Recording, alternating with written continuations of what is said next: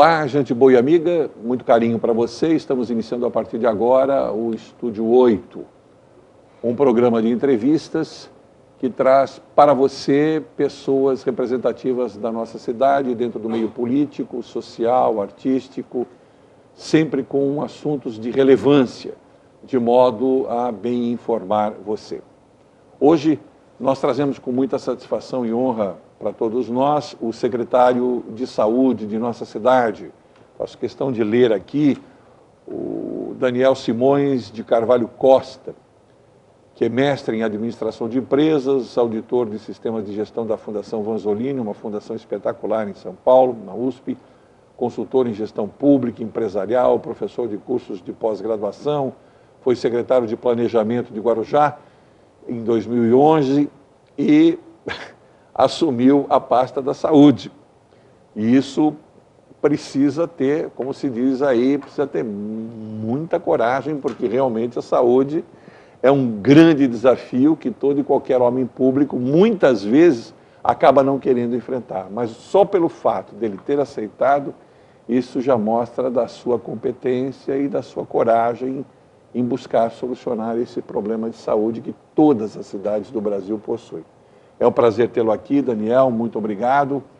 Vamos por ter aceitado o nosso convite. As câmaras são suas inicialmente. Obrigado, Sérgio. É um prazer estar aqui com você. Realmente o desafio é grande. A prefeita Maria Antonieta confiou esse desafio para mim. Eu comecei como secretário de planejamento dela. Nós fizemos um trabalho bem interessante nessa área de planejamento situacional, né, tentando envolver os diversos atores, né, do jogo da administração pública em torno do planejamento. E depois disso, nós acabamos criando uma comissão para tratar de assuntos relacionados à saúde e ela, sabendo da minha formação nessa área, acabou me convidando para assumir essa pasta. E estamos trabalhando e com muitas perspectivas de melhoria do sistema de gestão público municipal de saúde. Obrigado pelo convite. O prazer é todo meu. A gente já avisa que a gente vai voltar a se encontrar outras vezes, porque o nosso objetivo é sempre trazer as pessoas que dizem respeito à nossa vida no cotidiano. Veja bem, todas as vezes que a gente fala de saúde, o telespectador, muitas vezes, eu diria, não sabe todos os equipamentos que a prefeitura tem e oferece para poder fazer o seu atendimento de saúde. Então, eu gostaria que o senhor relembrasse os nossos PAs, as UPAs, a USAFA, enfim, quantos PAs nós temos, quantas UPAs que a municipalidade possui. Existem outros planejamentos, outras perspectivas para novas unidades, alguns bairros ainda serão contemplados. Qual é o estado físico da saúde, do atendimento de saúde na nossa cidade? Muito bem. Bom, nós temos uma infraestrutura bastante ampla, né, nessa questão da saúde pública municipal. Hoje nós contamos com 6 unidades de pronto atendimento, nós temos também 9 USAFAs e 10 unidades básicas de saúde. Elas são, do ponto de vista conceitual, ligeiramente diferentes, né? A USAFA é a unidade de saúde da família, que leva em consideração a estratégia de saúde da família, e as unidades básicas de saúde atendem a demanda da atenção básica, assim como as USAFAs, e nós temos algumas outras unidades, porque como o CROOF, por exemplo, como outras unidades que fazem parte da estrutura da saúde no município e que dão suporte à assistência tão importante, tão valorizada na cidade, né? Existem também outras estruturas que, por exemplo, a própria Secretaria de Saúde tem uma estrutura bastante ampla que dá um suporte gerencial e administrativo para todas essas unidades, né?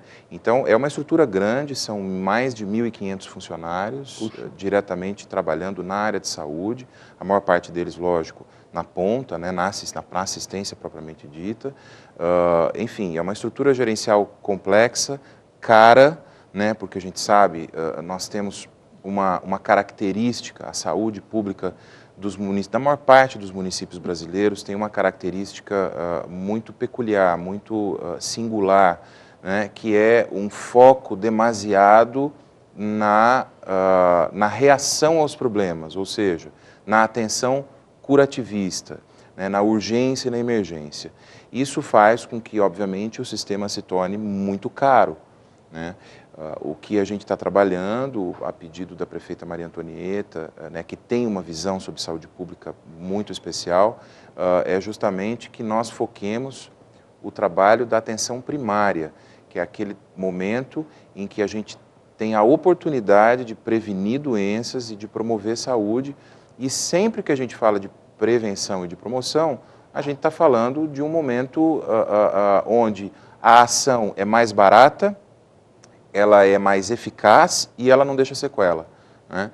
Então, só que mudar esse modelo, ou seja, nós vivemos hoje um modelo que está muito focado na urgência e na emergência, e mudar para um modelo com foco maior na atenção e na promoção e na prevenção de doenças é algo que leva algum tempo e que depende muito de um atributo fundamental para uma sociedade que quer se desenvolver, chamado educação.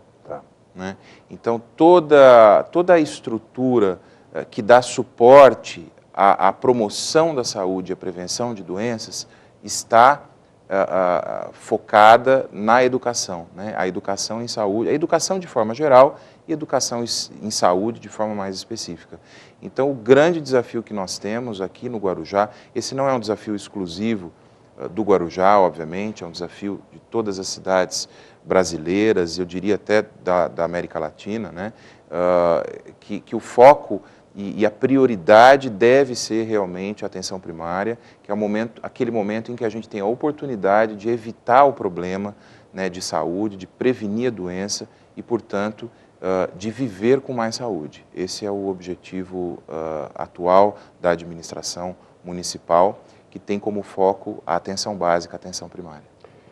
Inclusive, para corroborar isso que você está dizendo, eu trabalho na Federação das Unimedes do Estado de São Paulo e a gente faz estudos de mercado para as diferentes cooperativas em cada cidade. E eu sei que você sabe disso, mas é só para corroborar. A Agência Nacional de Saúde costuma pontuar de maneira altamente significativa as Unimedes que possuem um serviço de prevenção de saúde muito grande.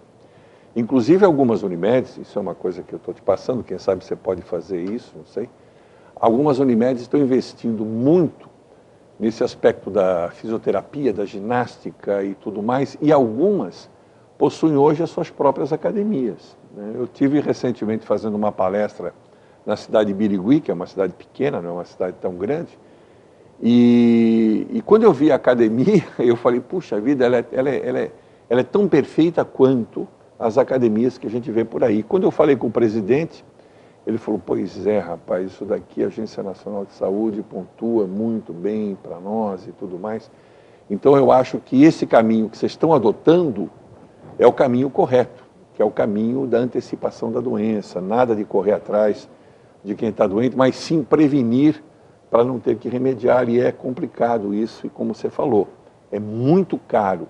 Depois que ocorre a doença, é muito caro. Então eu quero corroborar com isso. Eu só queria fazer uma pergunta sobre o PA ali da rodoviária.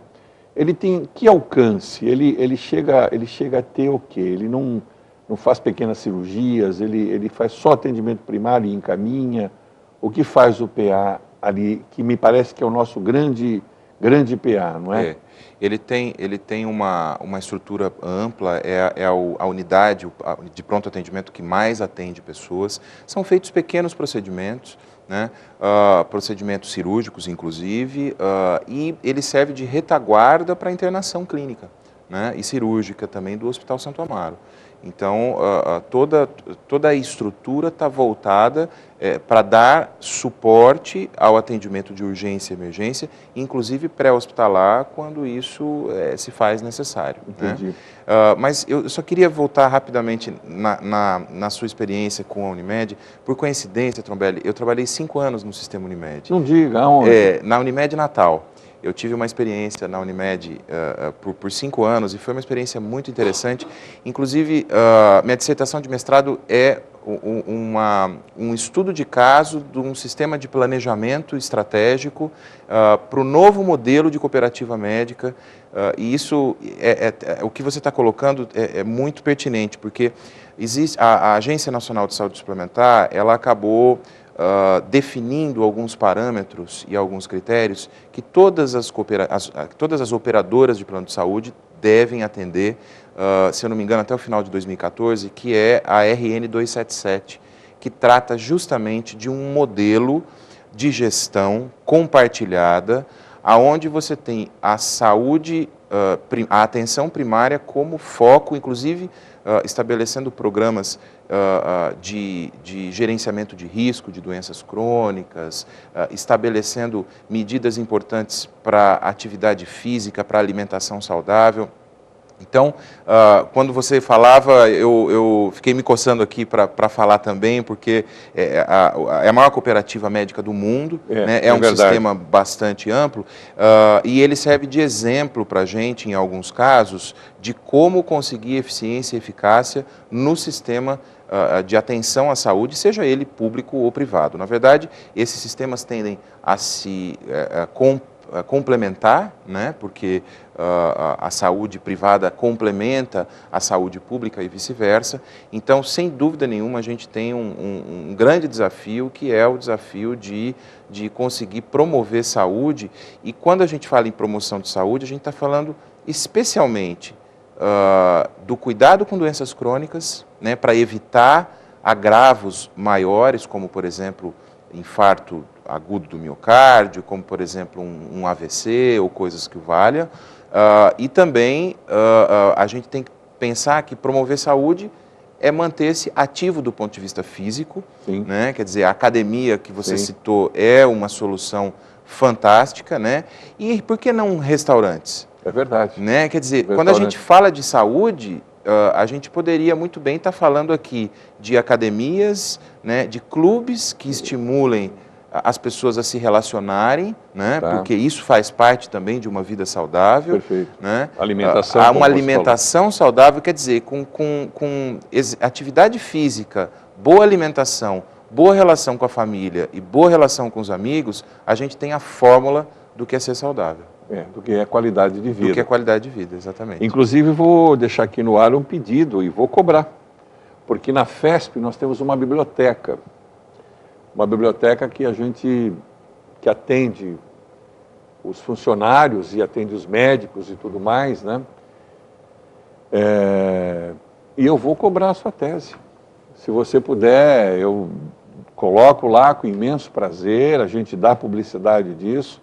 E as pessoas interessadas poderão ler. Ou não esquece, que eu não esqueço disso. Bom, então, pode contar comigo. Está falado. Vamos falar em algumas coisas antes da gente entrar nos grandes temas que a Secretaria está perseguindo.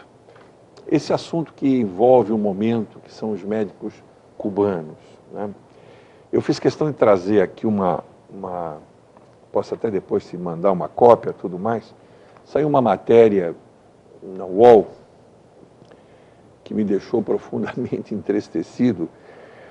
Uma médica com mestrado em emergências médicas, professora da faculdade e tal, ganha $26 mês, R$62.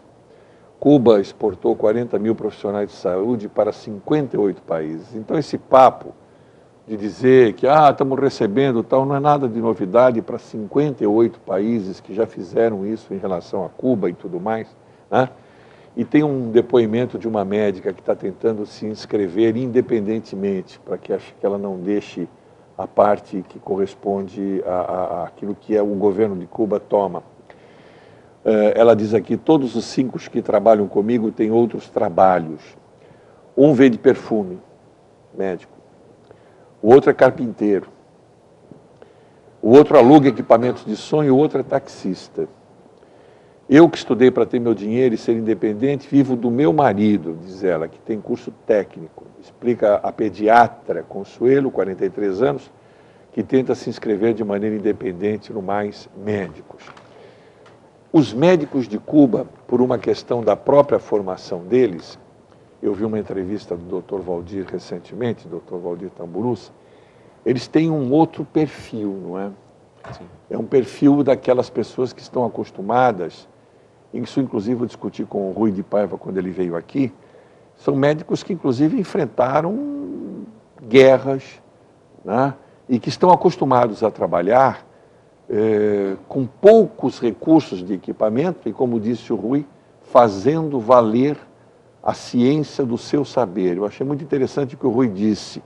Quer dizer, existe a técnica, a ciência dos equipamentos, mas existe o saber médico, que também é fruto de uma ciência. Esses médicos, eles têm muito a contribuir. Quantos são aqui na nossa cidade, já estão em atividade? O que você sentiu deles? Gostaria que você colocasse isso. Tá, uma ótima pergunta. Até porque daria um programa só sobre esse assunto. Muito bem, eles chegaram na semana passada, nós os recebemos, a prefeita deve recebê-los agora esta semana, porque ela estava numa viagem, não pôde recebê-los antes. Eles são 6 médicas cubanas, tá? Nós temos, além dos médicos cubanos, nós temos outros médicos de outros países, como Argentina, Venezuela, Paraguai e Uruguai. Da Europa nós não temos nenhum. Portugal? Nenhum médico, nem Espanha, nem Portugal.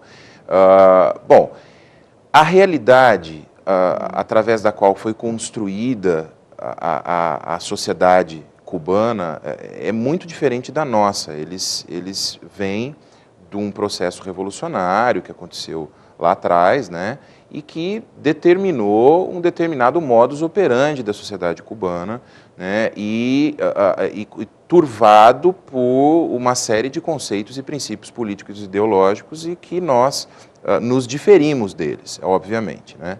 Então, assim, a primeira consideração em relação a essa questão da remuneração, por exemplo, é que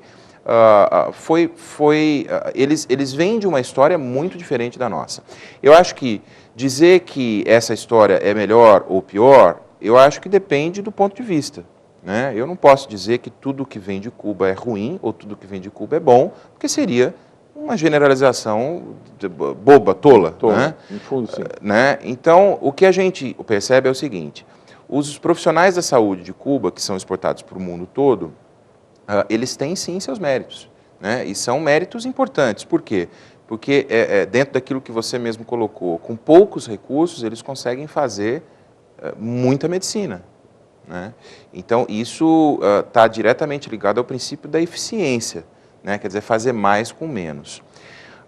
E isso abre uma discussão para uma crítica que a gente tem feito, quero dizer, profissionais da área de saúde, gestores públicos, gestores da iniciativa privada, que é o seguinte: a medicina que a gente exerce hoje no Brasil, que é um modelo copiado do modelo norte-americano, é uma medicina difícil de pagar. É cara. É muito cara. Por isso que o Obama também está em crise. Exato, né? Quer dizer, é muito caro você usar a tecnologia do jeito que a gente usa, né? Então, o que é que falta para que a gente possa ter um sistema mais equilibrado do ponto de vista do seu financiamento? Falta mais eficiência. Capacidade de diagnóstico, diagnóstico sem tantos exames, exatamente. como havia antigamente, de uma certa forma, não é isso? Então, é um assunto difícil, né? Porque existem limites para isso tudo, né? Ao mesmo tempo em que a saúde norte-americana é talvez a mais perdulária do mundo, você também tem uma sociedade que cobra seus direitos e que também ameaça o profissional de saúde em várias circunstâncias, e todos eles têm seguros e são protegidos por advogados e tal. Então, é uma situação complexa. No entanto, olhemos para os modelos que funcionam. Então, você tem, por exemplo, a saúde pública ou a saúde na França, por exemplo, que é um modelo muito interessante, né, de saúde pública. Você tem um custo per capita muitas vezes menor do que o custo norte-americano. E uma curiosidade de um dado que recentemente foi publicado pela Organização Mundial de Saúde, o custo da assistência à saúde per capita nos Estados Unidos é 26 vezes maior do que em Cuba. Puxa vida, é um absurdo. Agora, atente, Trombelli, para o detalhe. O cubano vive mais. Média de vida? A média de vida. Não diga. É. E é uma sociedade difícil hoje, os embargos econômicos... Pois é, exatamente. Então, se você pegar a expectativa de vida do cidadão que vive em Cuba, ele é maior do que a expectativa de vida do americano, que gasta 26 vezes mais com saúde do que o cubano. Então, é um emaranhado de variáveis que precisa ser analisado com cuidado e com parcimônia. Na verdade, o que a gente tem a aprender é muito, né? Nós temos muito a aprender com a medicina realizada em outros países. Como já ficou público, o próprio Padilha já citou isso várias vezes, o Brasil era um país muito conservador do ponto de vista da assistência à saúde e principalmente no que diz respeito à questão das pessoas, dos profissionais que vêm de fora, né? Nós tínhamos, ou temos até hoje, esse número tende a se equilibrar, mas temos muito poucos profissionais que vieram ou que vêm de fora para trabalhar no país. Com o programa Mais Médicos, isso se equilibra um pouco mais. Nos Estados Unidos, por exemplo, são 25% dos médicos são estrangeiros, né? 25%, 27%, alguma coisa assim. Então, aqui no Brasil, nós temos em torno de 2% ou 3%. Então, é muito pouco. Eu acho que há vantagens e desvantagens, né, em relação a uma abertura nesse nível. Por experiências do passado e também por um pouco de convicção de que a diversidade, a pluralidade, ela é sempre bem-vinda, eu acho que foi uma decisão interessante, né? Claro que isso precisa ser ainda validado, né? A questão da qualificação dos médicos também é importante que seja validada pelos médicos brasileiros. Enfim, existe um caminho todo a ser percorrido, mas nós estamos muito felizes em receber esses médicos, nós os recebemos formalmente na semana passada, estamos muito animados com a diferença que eles podem fazer na atenção básica. Eles vêm para trabalhar exclusivamente com atenção primária, quer dizer, o nível de complexidade do que se faz também é um pouco menor, se você considerar a questão da tecnologia que está envolvida numa atenção de urgência e emergência, numa atenção hospitalar, é diferente, simples, né? Do ponto de vista de uso de tecnologia é mais simples, mas do ponto de vista de mudança de comportamento e estrutura mental é mais complexo. Porque a tendência natural do nosso paciente é buscar outras coisas. É claro. Então, assim, a atenção básica, a atenção primária, ela está muito focada na reeducação e na educação para a saúde. Isso é uma mudança de cultura, isso é uma coisa complicada. Né? Isso é mais difícil do que fazer um procedimento cirúrgico. Puxa vida. Ou vamos dizer que é uma cirurgia nas ideias? Talvez. Não é? É uma bela expressão. É uma cirurgia nas ideias. Para abrir cabeça, né? Para ver coisas que a gente não vê. Porque o nosso foco está muito posicionado naquilo que estamos acostumados a ver. Deixa só para complementar o que você está falando. Eu tenho um primo que resolveu ir para a Itália, então ele pediu cidadania italiana e lá foi embora, etc. e tal. E eu falo com ele no Skype constantemente. E ele ficou doente, problema de próstata, teve câncer na próstata. E eu pensei que fosse um negócio, lá fosse tudo rápido, né? Eu falei, e aí agora, Milton? Ele falou, olha, eu tenho que ir num lugar no norte da Itália, perto da Áustria. Quanto mais norte a Itália, mais rica, desenvolvida e tudo mais. E aí eu vou ter uma consulta lá e tal e tal. Mas passado um certo tempinho, como é que tá? Vai lá no mês que vem? Ele falou, não. Falei com o meu médico de família, eles só podiam me atender daqui a 60 dias. Meu médico de família resolveu me dar uns remédios, eu vou ficar por aqui, não vou fazer novo procedimento cirúrgico e tal. Então, eu pensei comigo assim, puxa vida, a Itália, ele estava 90 dias esperando, mais 60, para ser atendido, não é, para uma cirurgia, mas ele tem um médico de família. Um médico de família a quem ele recorre a todo instante e que o conhece, tem a ficha toda dele, que sabe a vida daquele paciente, que cuida dele há muito tempo.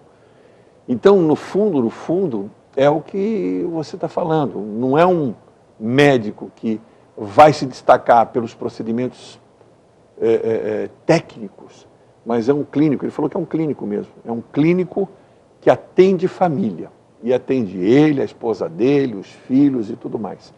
Então, isso é uma tendência nas medicinas que são diferentes da medicina americana, porque meu primo, um outro, esteve nos Estados Unidos, é médico também, e ele falou, olha, Sérgio, aqui nos Estados Unidos, todo mundo tem seguro.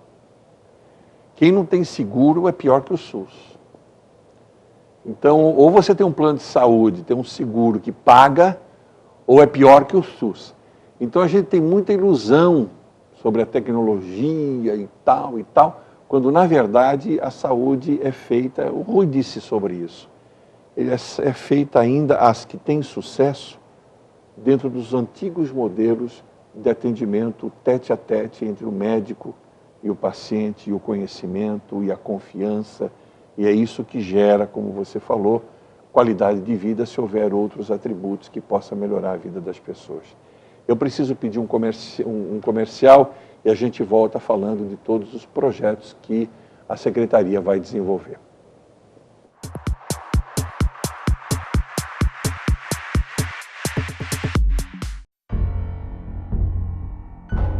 Você sabe o que ele faria se alguém o provocasse, xingando, ofendendo, chamando para a briga? Nada. Minha vida vale mais do que qualquer briga ou discussão. No Brasil, centenas de pessoas são mortas por motivos fúteis. Conte até 10. A raiva passa, a vida fica. Paz. Essa é a atitude. Uma campanha do Conselho Nacional do Ministério Público e ENASP. Eu quero dizer...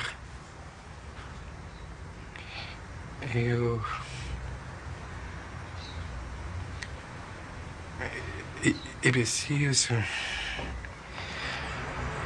Eu quero dizer para você... Peraí. Se para você já é difícil pedir dinheiro, imagine para ele.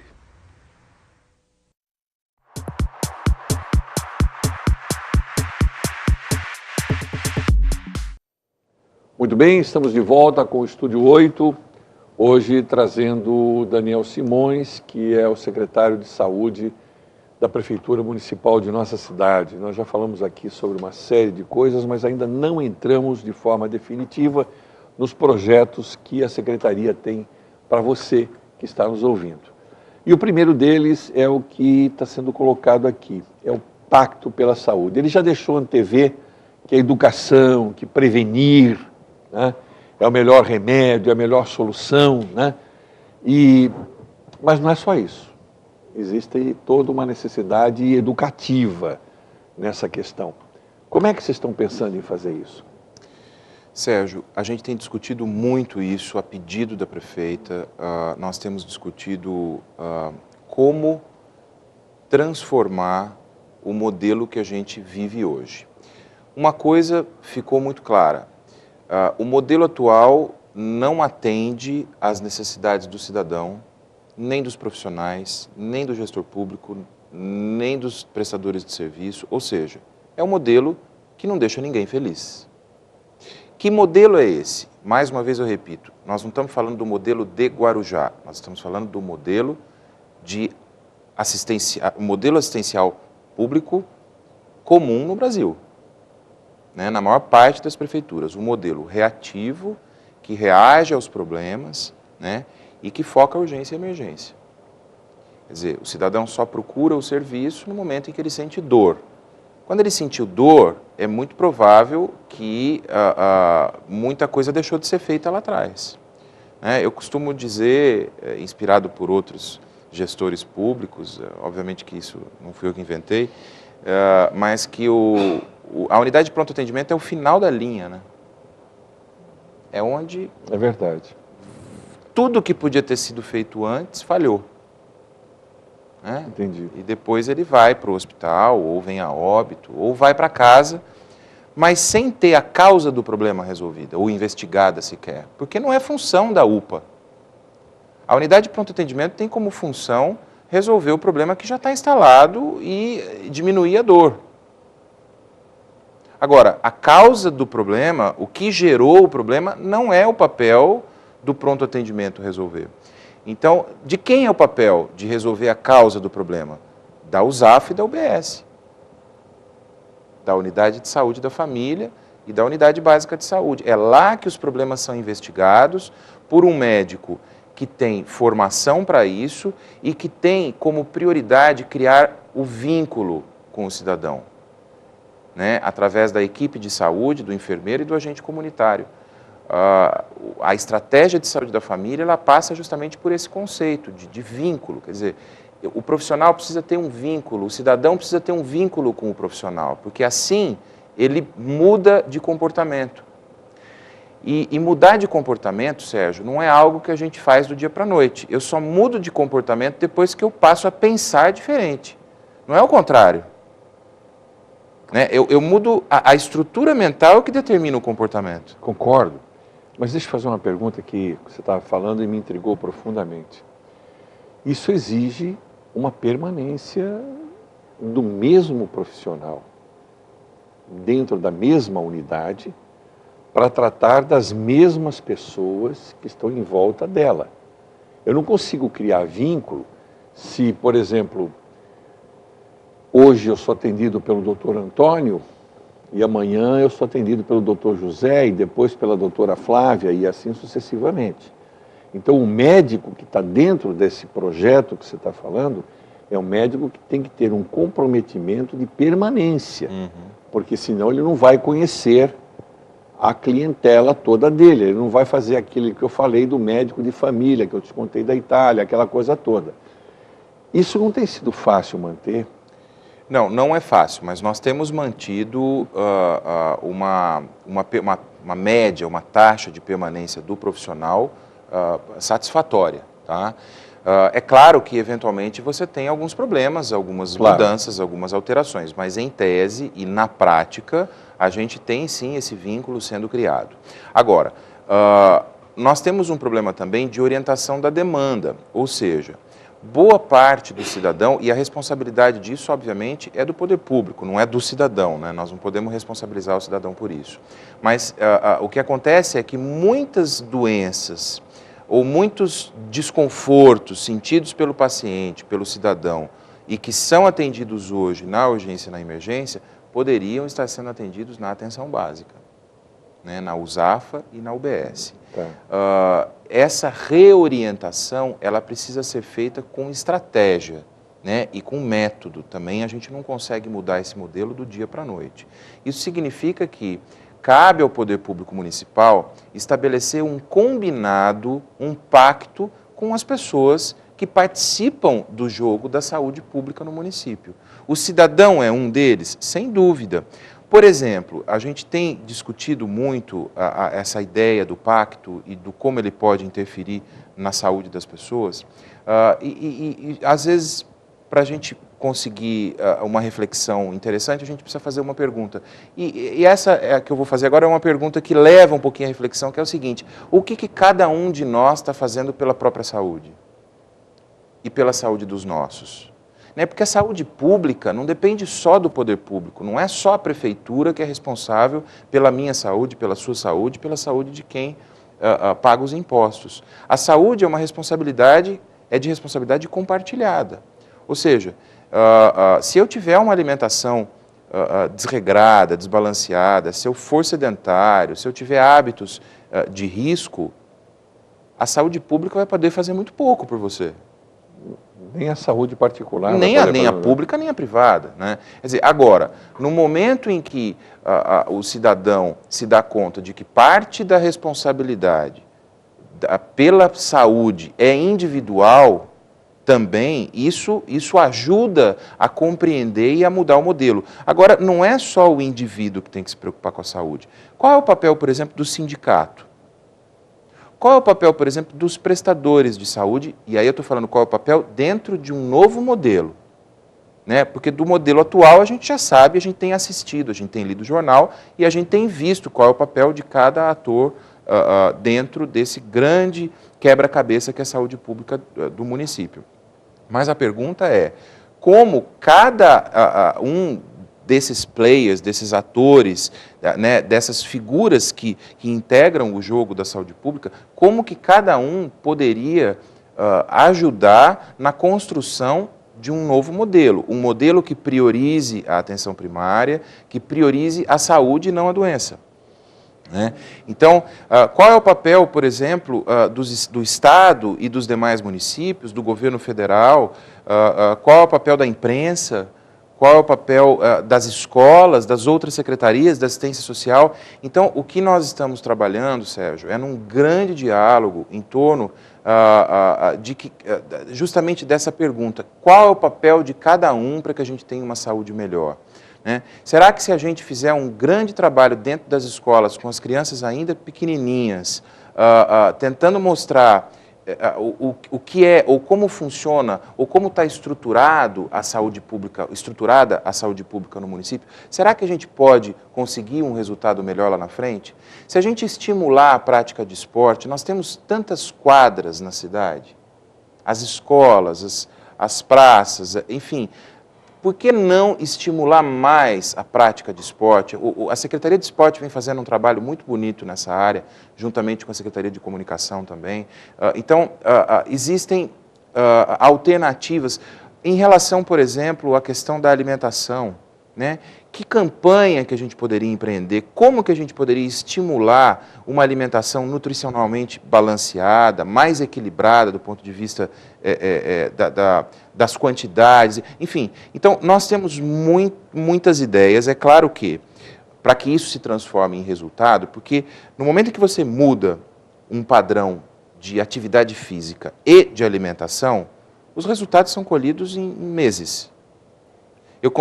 Se eu pegar uma população que hoje tem um determinado padrão de hábitos de saúde, né, como, por exemplo, sedentária e com alimentação pouco balanceada, e se eu der a oportunidade desse grupo de melhorar a sua condição de saúde, seja por conta do estímulo à atividade física ou de uma alimentação mais saudável, é garantido que este grupo vai internar menos, vai adoecer menos e vai ter mais saúde.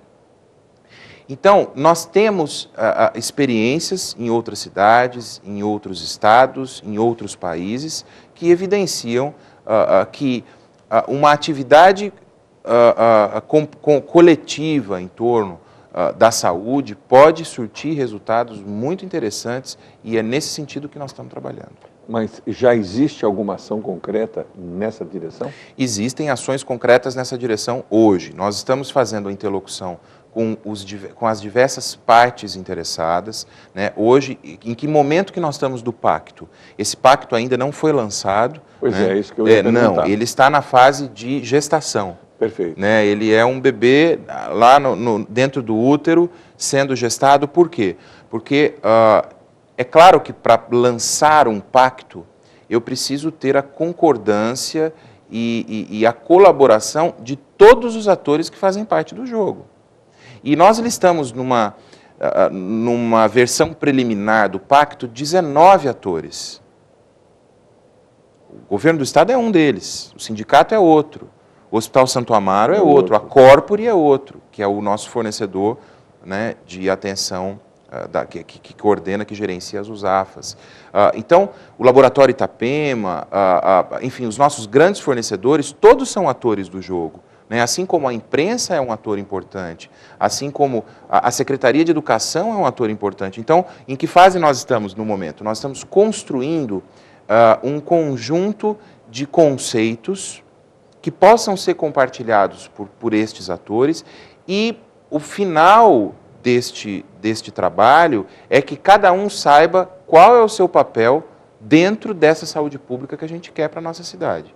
E com base no papel de cada um, a gente vai construir, a ideia é que nós que possamos construir um plano de ação, um grande plano de ação coletivo, né, que coordene as ações desses diversos atores, dessas diversas partes envolvidas na saúde pública, e, ao longo do tempo, a gente possa verificar os resultados que este grande pacto pode gerar.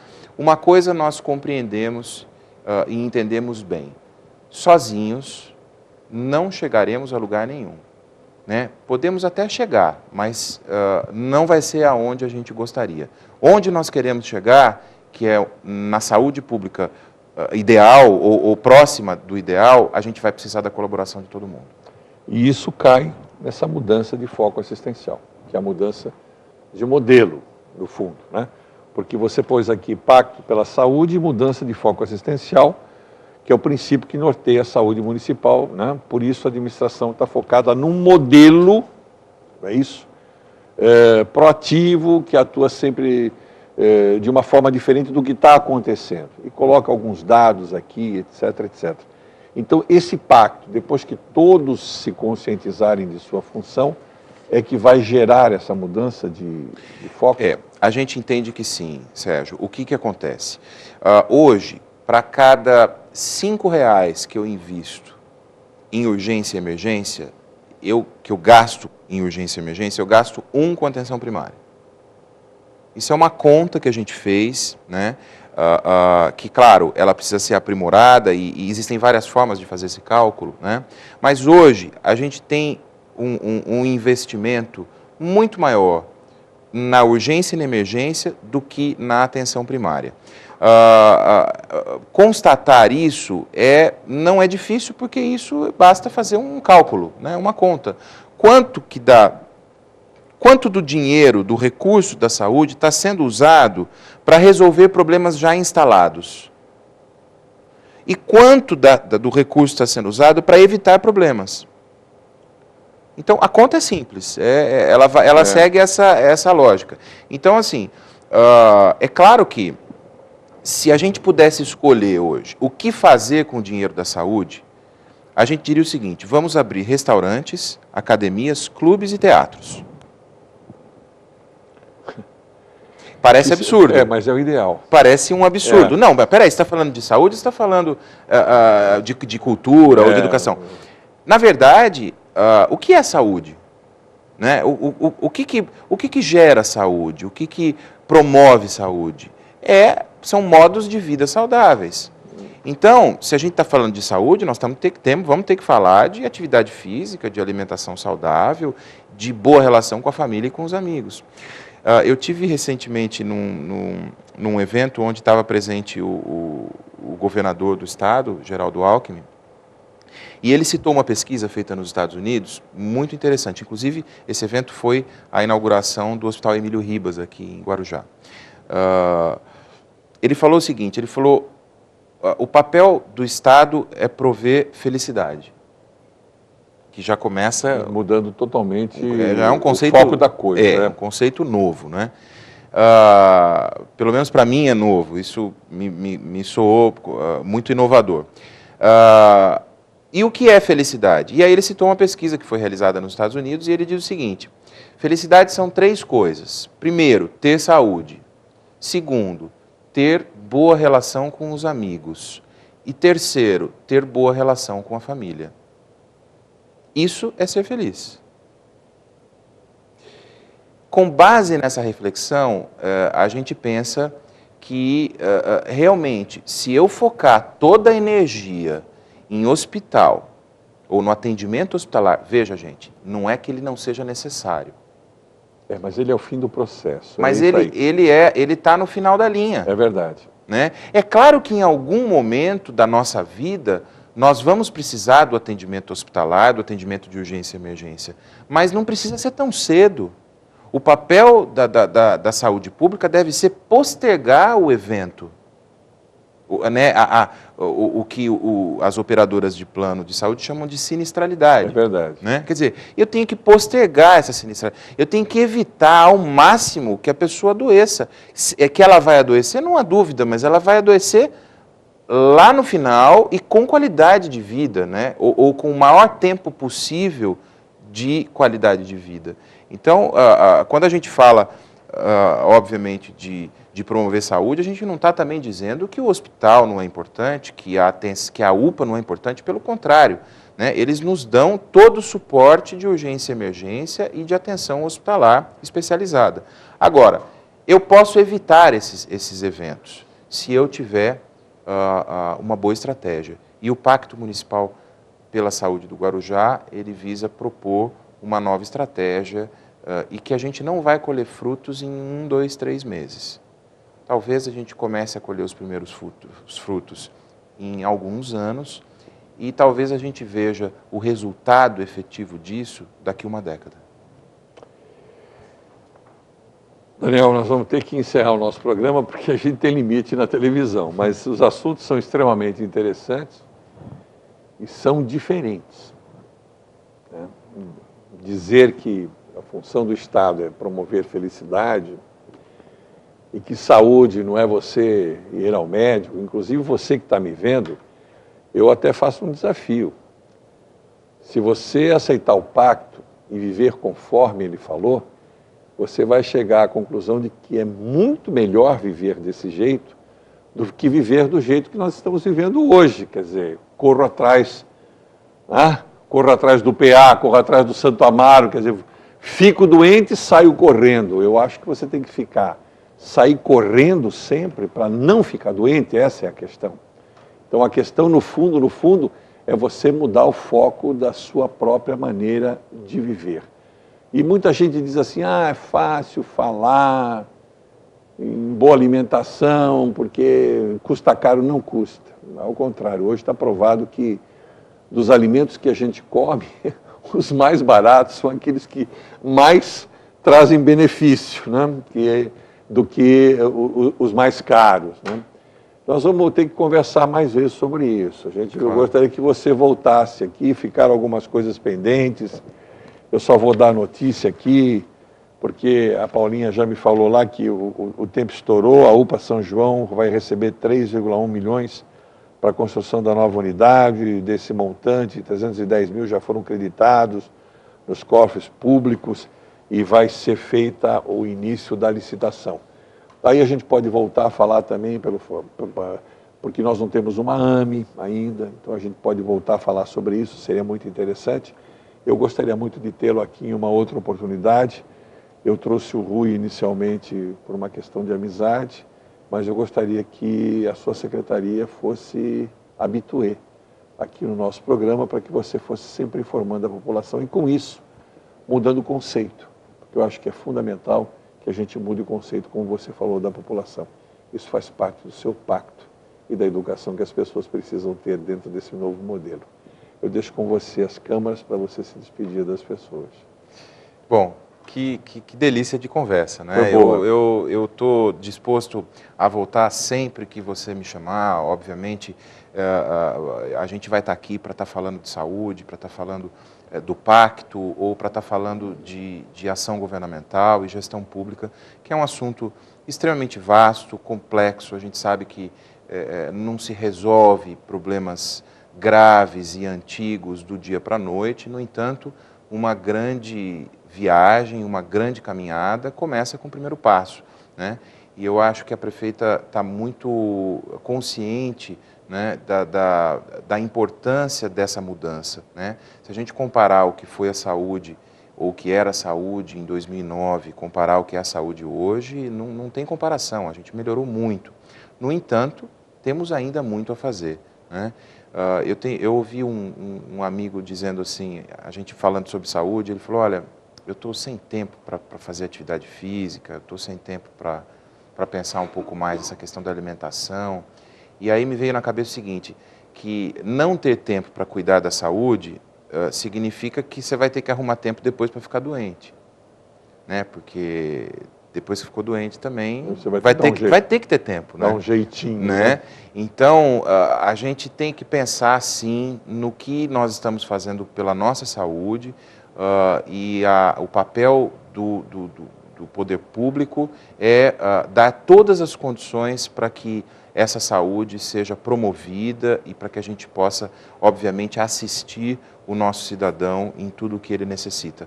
Muito obrigado, Sérgio, pelo convite. Eu realmente estou à sua disposição para quando você puder ou quiser me chamar, eu venho aqui para a gente conversar de novo. Obrigado. Bom, eu é que agradeço. Muito obrigado, Daniel, pela sua presença.